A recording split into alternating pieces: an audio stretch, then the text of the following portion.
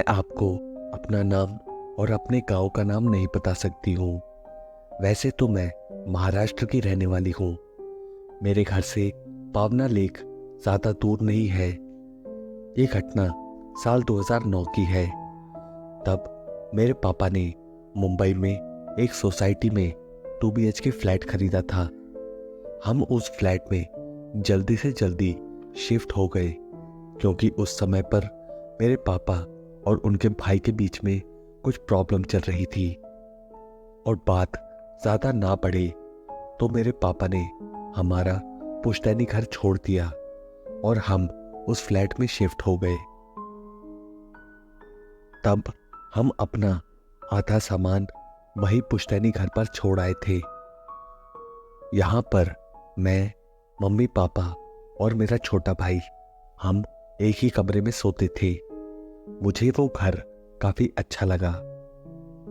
फिर कुछ दिनों के बाद एक दिन सुबह के शायद 4 बजे मम्मी जल्दी उठकर पापा का टिफिन तैयार कर रही थी क्योंकि पापा को उस दिन कहीं पर जल्दी जाना था।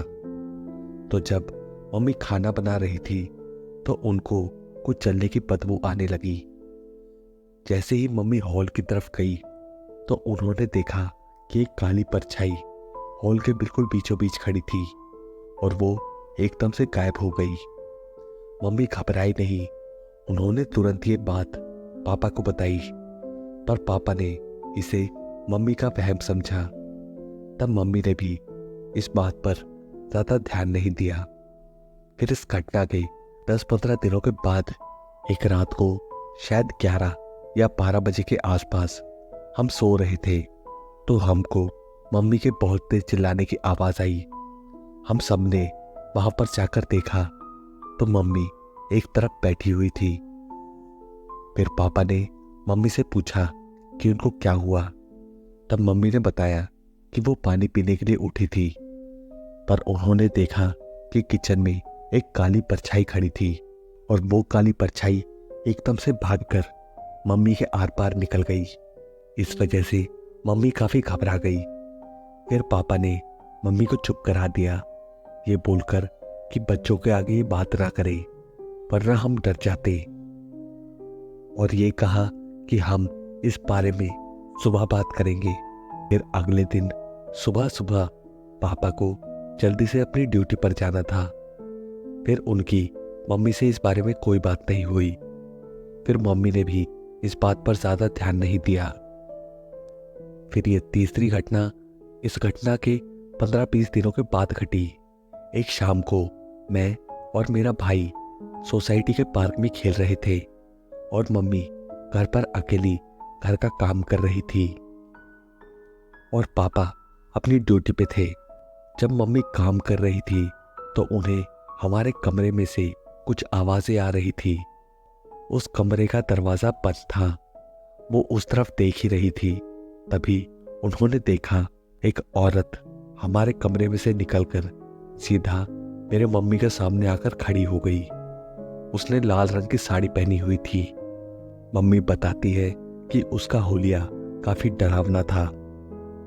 फिर वो मम्मी के सामने खड़ी हो गई और बोली कि मेरे घर से चले जाओ। इतना बोलकर वो आत्मा गायब हो गई और मम्मी भी बेहोश हो गई। फिर मैं और मेरा भाई नीचे से खेलकर जब अपने फ्लैट में पहुंचे तब मम्मी बेहोश थी। मैंने मम्मी के मुंह पर पानी छिड़का। फिर कहीं जाकर मम्मी को होश आया। मम्मी हमें लेकर उसी समय घर से निकल गई और हमें लेकर पापा के आने तक बाहर पार्क में बैठी रही।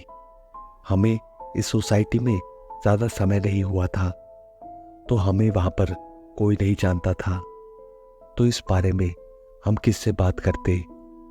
फिर पापा रात को 8:30-9 बजे तक आए। उन्होंने हमें पार्क में बैठा देखा और पूछा कि हम यहाँ पर क्यों बैठे हैं। तब मम्मी ने पापा को सारी बात बताई। इस बार पापा ने इसे सीरियसली लिया। फिर वो कुछ देर का बोलकर कहीं चले गए। फिर वो 10 या 11 बजे के आसपास आए। उनके साथ एक बाबा थे। फिर पापा और वो बाबा उस घर में गए हम पार्क में ही रुके हुए थे। फिर शायद 40-50 मिनट के बाद वो आए। उन्होंने मम्मी के हाथ में एक ताबीज बांधा और एक कागज को काले धागे में बांधकर मम्मी के हाथ में दिया और कहा कि मम्मी इसे अपने सिरहाने रखे। उन बाबा ने कहा कि कल से वो हमारे इस फ्लैट में लगातार 7 दिन तक हवन करेंगे, और ये बोलकर वो बाबा चले गए। फिर अगले दिन से हमारे घर में पूजा पाठ शुरू हो गया। हमारे घर 7 पंडित जी आए थे। वो सुबह से लेकर शाम तक पाठ और हवन करते, और वो रात को हमारे उसी घर में सोते थे। उस समय पर खाने में लहसुन और प्याज भी नहीं डलती थी। मम्मी हर शाम को पूरे घर में गंगा जल छिड़कती। हवन में मम्मी ने आस पड़ोस के फ्लैट वालों को भी बुलाया था। तब एक अंकल ने मेरे पापा को बताया कि यहाँ पर शायद 1.5 या 2 साल पहले एक औरत ने आत्महत्या करी थी। उसने खुद को आग लगा ली थी, और उसके बाद से ये फ्लैट बंद था, और हमारे आने के बाद ही ये फ्लैट खुला है। फिर 7वें दिन मम्मी बताती है कि उन्होंने एक काली परछाई को घर की खिड़की से निकलते देखा। वैसे इस घर में मुझे, मेरे भाई और मेरे पापा को कोई दिक्कत नहीं हुई, और ना ही हमें कुछ अजीब महसूस हुआ। पर वो जो भी शक्ति थी वो मेरी मम्मी पर इतना हावी कैसे हुई, यह हम आज तक समझ नहीं पाए हैं।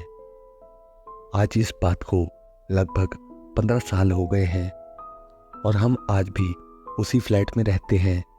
और तब से लेकर आज तक वो आत्मा मेरी मम्मी को दोबारा नहीं दिखी है, और ये घटना बिल्कुल सच्ची है। तो कैसी लगी आपको ये सच्ची घटना? अगर आपको कहानी पसंद आई हो तो इसे लाइक, कमेंट, शेयर ज़रूर करें। और अगर आपके पास भी ऐसी कोई सच्ची घटना हो तो आप उसे मुझे मेल कर सकते हैं। और ऐसी नई कहानियों को सुनने के लिए मेरे इस चैनल को सब्सक्राइब ज़रूर करें। Thank you.